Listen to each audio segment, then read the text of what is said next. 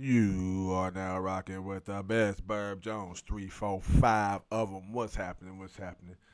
Thank you for tuning in. We gonna come to you today with some basketball and some football today.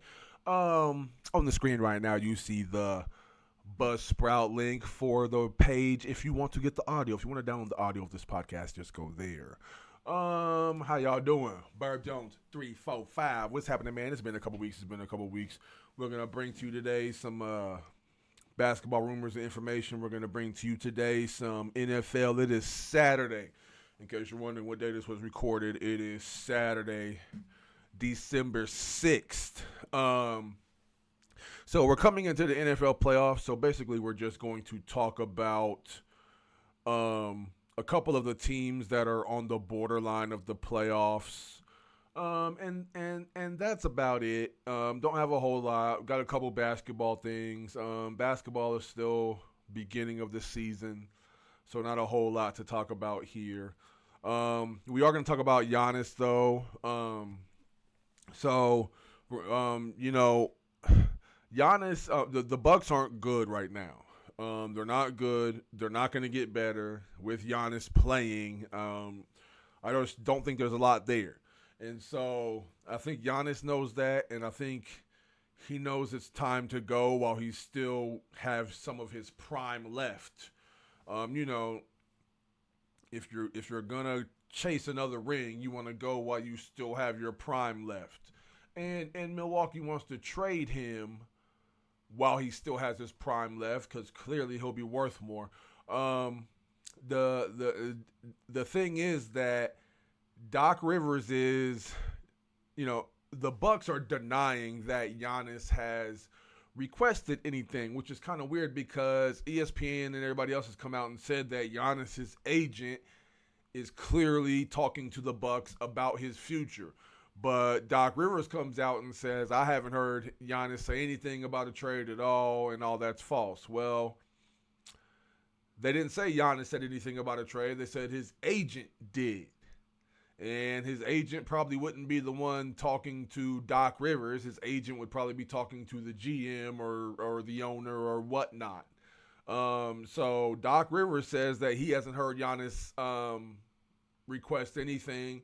But, once you sit here and really think about it, I don't think Doc Rivers would be the first person that they tell this to. This is going to go to the upper office. It's not going to be told that Giannis is leaving first to Doc Rivers. Giannis's agent is going to know first. Giannis is going to know first, then his agent, and then they're going to probably talk to the GM or the owner in that order. Doc is not going to be in on all of these conversations. So, but Giannis is hurt. He's not playing at the most convenient time. He got a calf strain. Excuse me. He got a calf strain. He's out the next 4 weeks or so. It's just all real convenient. Trade rumors arise. His agent says he's open to other options or whatever his agent says, worried about his future. And right after his agent says that, Giannis gets injured and has a calf strain and is now conveniently hurt during the time that there's a trade rumor. So, and then I guess they've been questioning Doc Rivers about it. So he goes post-interview of a game and says none of that is true and Giannis doesn't want to be traded. He has no signs but I don't believe that. I'm sorry, but I don't think Doc Rivers actually knows what's going on. That's all I really have to say about that. I do think Giannis will be traded somewhere. The Bucks aren't good, and they are really, really, really bad when Giannis is not playing. They're probably one of the worst teams in the league when Giannis is not playing. When Giannis is playing, it is a gigantic struggle usually to win a game. Even with him playing, you can tell the team is not a championship caliber team. And I just don't think Giannis wants to be there anymore. Point blank, period. The the whole Chris Paul and the Clippers thing, I've already said this on my TikTok. There's a video of me talking about it, but I just want to address that.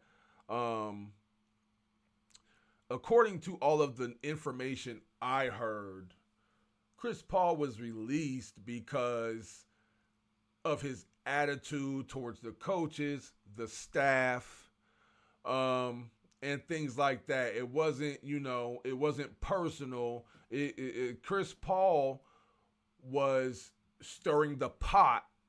And for someone coming off the bench, averaging 3 points a game, he's 40 years old, he's averaging 3 points a game, and apparently he was giving the coaches and other management problems. So that's why Chris Paul was let go. Ty Lue, who I'm not happy with right now because the Clippers are terrible, but Ty Lue says that Ty Lue says that it just did. All he said was that it just didn't work out. But it didn't work out because Chris Paul was averaging 3 points a game while he was talking trash to people in the organization. I don't know exactly what was said or what led up to it, but a lot of people are blaming the Clippers. Oh, this organization is garbage for doing this to Chris Paul. Well, apparently Chris Paul did this to himself. And so that's all I'm saying. If he had not had an attitude problem, he'd probably still be sitting on the bench. So who knows? He was giving them 3 points a game. He was shooting 32%. So they said he was shooting 32%, averaging 3 points a game, and they said he was trying to tell everybody what to do, something along those lines. I don't know exactly. That's what I got for you on Chris Paul, and I'm a fan of Chris Paul. I like Chris Paul. I hope his retirement goes successfully. But apparently he talked his way up out of there.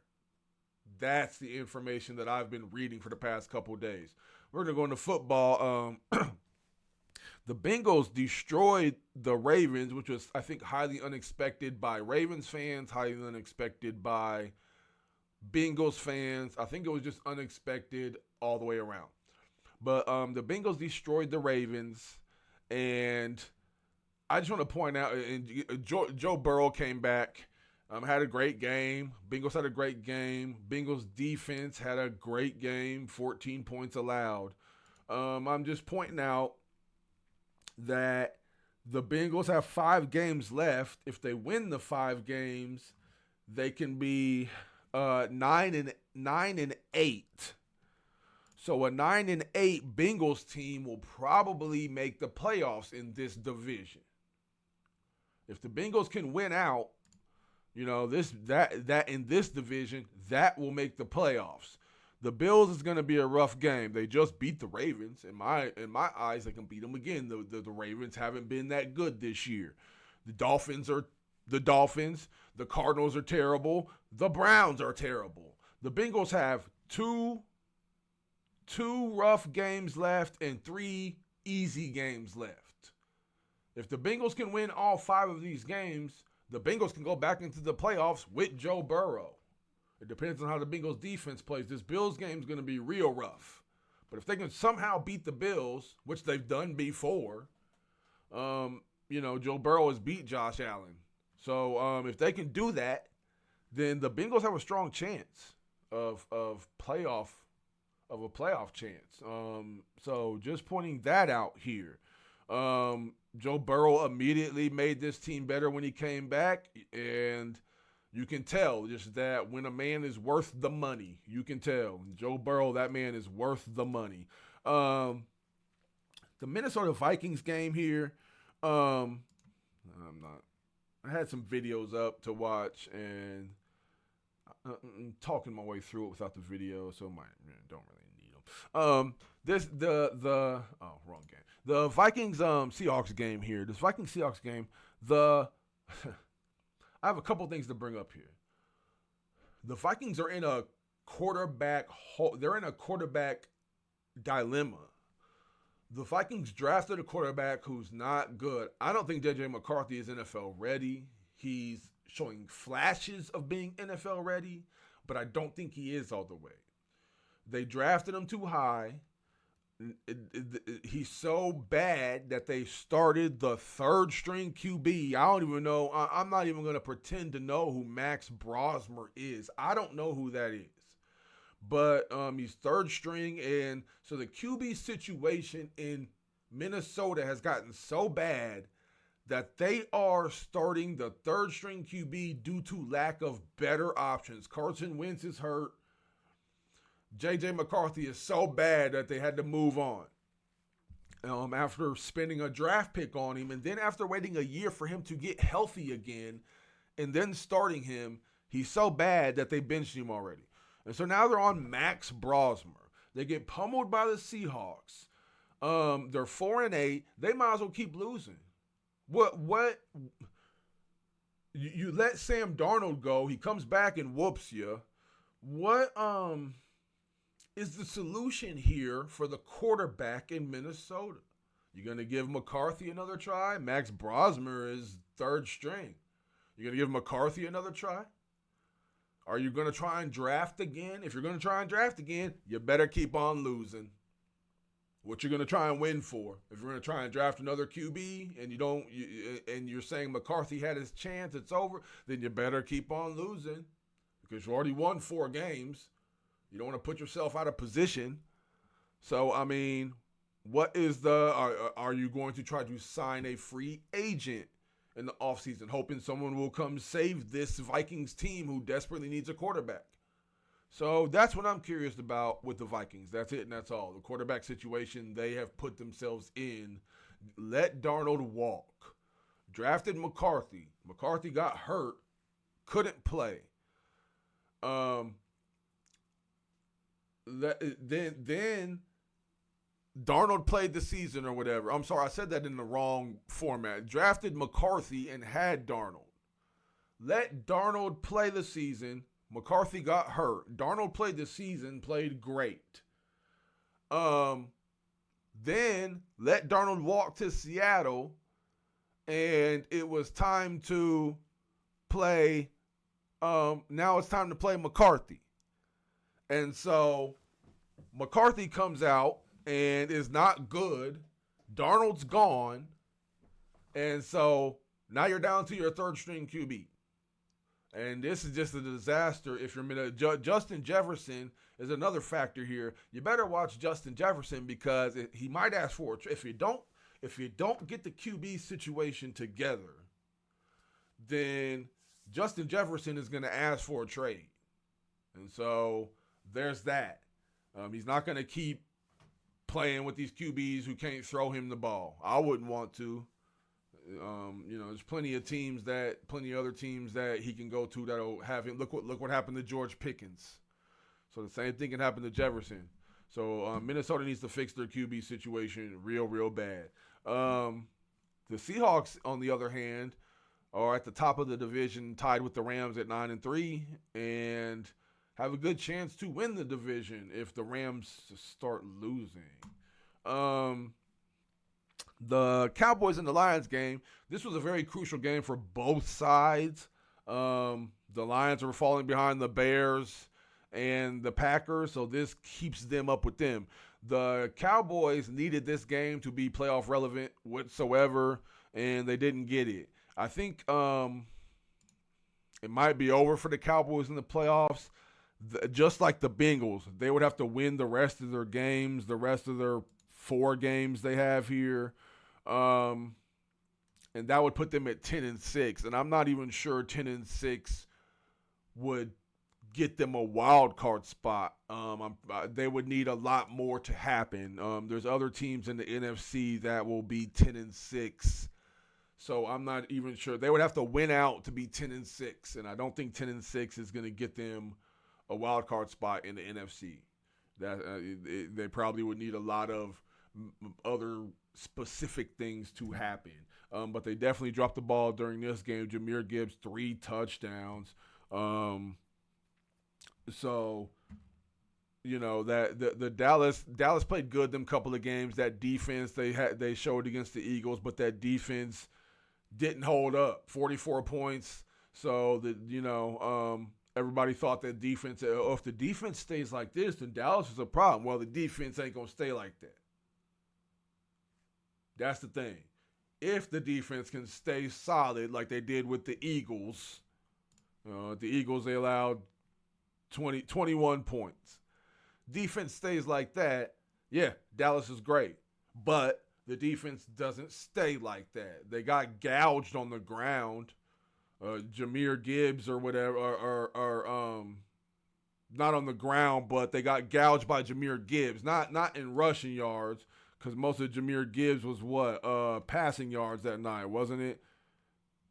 Yeah, Gibbs had like 77 passing yards. He only had 43 rushing yards. But Montgomery had 60. But that they got gouged really on both sides. They gave up over 100 rushing yards and they gave up way too many passing yards.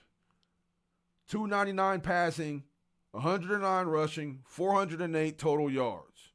Now Dallas put up 417 total yards, but 14 less points. The defense does not stay solid. And so that's all I'm trying to say here. And the same thing with the Lions defense. They go into games where they give up too many points as well. They have to rely on that offense putting up 1 billion points. The Lions defense is a culprit of that same thing sometimes too. The Arizona Cardinals have Kyler Murray is injured. He's out for the rest of the season. I said benched because I don't think Kyler Murray is going to play for the Cardinals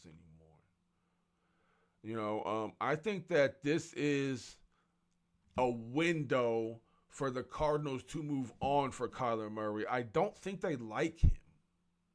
And I think that this is kind of a we have nobody better to start kind of thing. And I think this injury might give them a reason to try to trade Kyler Murray, or the Cardinals are going to be in good draft position to get a quarterback. They're 3-9. So, I mean, they're going to be somewhere in the hunt to get a top 5 pick. They're 3-9. I don't see any winning coming anytime soon. They're going to end this season like 4-13, if that. They might end the season 3-14, which is going to get them a hell of a good pick. So this might be the end of Kyler Murray and the Cardinals, and that's the only reason I'm talking about this. I haven't seen anybody who's serious Kyler Murray fans who actually care about that. He hasn't really done a whole lot for the Cardinals, so I don't think a lot of people really are too concerned about finding a new quarterback. But I'm just, with this injury, I think this is a window for Arizona to call it quits on Kyler Murray, and I think that's what's going to happen. We're done. Thank y'all. Thanks, everybody. All of the links to follow are up top. TikTok. I don't really be on X like that. YouTube's I put a lot of highlight. All the clips I do on TikTok I also do on YouTube Shorts. So follow the YouTube. You'll see the same thing that you see on TikTok, and the entire episode is also on YouTube. That's it. I'm out of here. It's Saturday, bruh, so I'm going to do a couple tiny little college football bets. You know how we get down here. OH, the big win over Michigan. Got to play Indiana today. Let's get it. That's all. That's all I got for y'all, man. Thanks everybody that watches. I got over 100 downloads on the Buzzsprout. If you want the audio, go there and download the audio. Here's the page again. The audio, you can run this video like when you're exercising or in the car. You can play this video and still listen to it. But it's better to play the audio, because you can play the audio in the background and it'll run like a song is playing on your phone. So the audio is at all these spots you see here if you want that. It's free. The audio is free. None of my podcasts actually cost anything. Barb Jones, 345. We out of here, man. Happy Saturday. Go win you some money.